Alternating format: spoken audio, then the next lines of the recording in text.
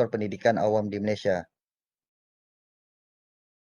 Okey, saya akan teruskan melalui daripada pengenalan sejarah awal. Al-Quran, kitab suci agama Islam, menjadi asas kepada sistem pendidikan Melayu sebelum kedatangan British ke tanah Melayu pada masa itu. Mereka menjadikan masjid dan surau sebagai pusat pembelajaran di mana orang ramai boleh mempelajari teks Al-Quran. Semasa penjajahan British, sistem pendidikan berasaskan pendidikan Inggeris telah dilaksanakan semasa zaman penjajahan British dengan sekolah Inggeris. Ini mengarahkan pelajar dalam bahasa Inggeris. Dasar British yang melarang pelajar Melayu mendaftar ke universiti berbahasa Inggeris kerana bimbang sekiranya orang Melayu berjaya dalam pelajaran, ia akan melemahkan kedudukan Inggeris. Sekolah vernakular menyebabkan pemisah kumpulan Melayu, Cina dan India berdasarkan sistem pendidikan yang telah merenggangkan hubungan mereka. Sekolah Melayu berkhidmat untuk rakyat Malaysia, sekolah Cina berkhidmat untuk kepentingan Cina, dan sekolah Tamil berkhidmat untuk kepentingan India. Ketiga-tiga sekolah vernakular ini juga mempunyai minat yang tersendiri khususnya bagi kaum tertentu. Dan sekarang saya akan serahkan kepada rakan sahabat saya, Kingo. Bin Ripin, nomor matrik 267130, akan membentangkan di bahagian pendidikan di Malaysia selepas merdeka. Laporan Rahman Talib dari 1960 dan laporan Rajak dari 1956 yang menjadi ordinan pelajaran pada 1957. Kerajaan Malaysia telah memperkenalkan rancangan kurikulum bersepadu sekolah menengah KBSM di semua sekolah menengah seluruh negara pada tahun 1989 selepas mewujudkan kurikulum baru sekolah rendah KBSR di semua sekolah rendah seluruh negara pada tahun 1983. Hala 7 sistem pendidikan di Malaysia ke arah perpaduan negara. Kepala Induk Pembangunan Pendidikan IPP 2006 sehingga 2010 telah diperkenalkan pada tahun 2007 oleh Tun Abdullah Ahmad Badawi. Matlamat untuk meningkatkan kecemerlangan sekolah, melahirkan warga negara yang berilmu, berakhlak mulia, berkebolehan dan berupaya meningkatkan reputasi sistem pendidikan negara. Penubuhan sekolah wawasan. Sebagai salah satu matlamat utamanya ialah penyatuan pelajar dari pelbagai bangsa dan latar belakang, dorongan semangat integrasi antara pelajar dari pelbagai aliran, melahirkan generasi yang mempunyai toleransi dan persepahaman yang tinggi secara tertib.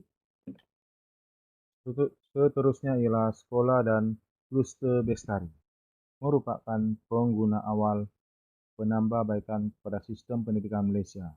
Mengikut perancangan kerajaan, sekolah bestari akan diperkenalkan di seluruh negara pada tahun 2010. Seterusnya saya akan menyerahkan kepada Asmadi. Seterusnya saya akan menyentuh berkaitan isu strategik. Isu strategik boleh dilihat melalui sistem sekolah pelbagai aliran, yang mana Malaysia telah mengekalkan kesinambungan sistem pendidikan terdahulu sehingga ke tahap ini dengan mengekalkan sekolah kebangsaan, sekolah jenis kebangsaan Cina dan kebangsaan Tamil.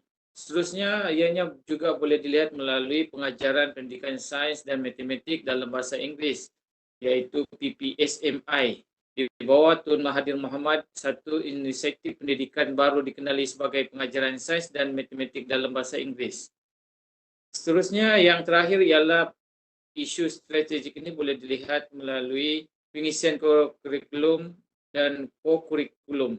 Ini penting kerana ianya meningkatkan atau melemahkan semangat masyarakat dan disiplin.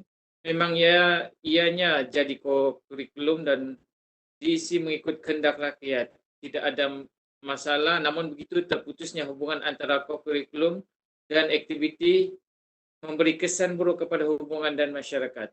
Seterusnya saya serahkan kepada rakan saya untuk membentangkan pembentangan seterusnya. Terima kasih. Dan Syarul Musaman, nomor metrik 267375. Sini saya menerangkan tentang analisis persekitaran. Analisis persekitaran luaran adalah terbagi pada 3, iaitu adalah yang pertama faktor politik.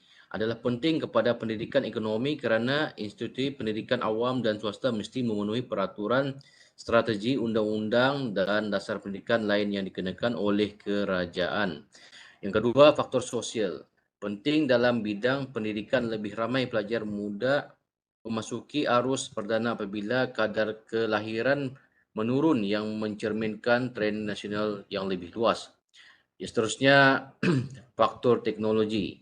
Dijangkakan bahawa semua negara akan dapat menggunakan PC dan komputer dan komputer canggih yang membolehkan pengguna menemui jawapan kepada pertanyaan mereka menggunakan komunikasi suara, grafik, video dan video gerakan penuh berbanding teks bertulis di dalam sistem pendidikan. Seterusnya, formula strategik. Formula strategik pertama dengan cara tertentu khususnya selepas merdeka, kerajaan mempunyai impak yang besar terhadap bagaimana masyarakat Malaysia dibentuk. Rancangan dan dasar yang dilaksanakan telah menyaksikan perubahan demi perubahan, malah menjadi objektif utama negara untuk mewujudkan masyarakat. Seterusnya saya serahkan.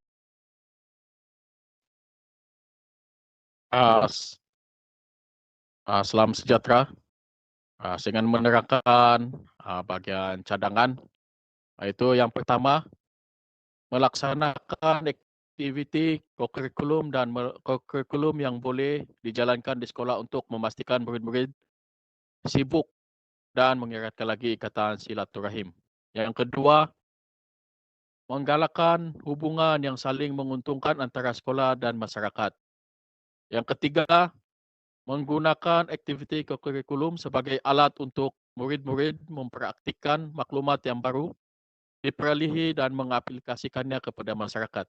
Sebagai contoh, anak-anak boleh belajar sedikit tentang prosedur perubatan asas.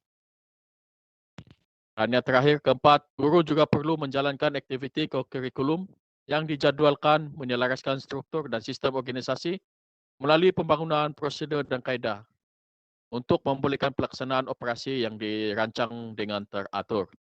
Itu saja pembantangan kumpulan kami pada hari ini. Terima kasih.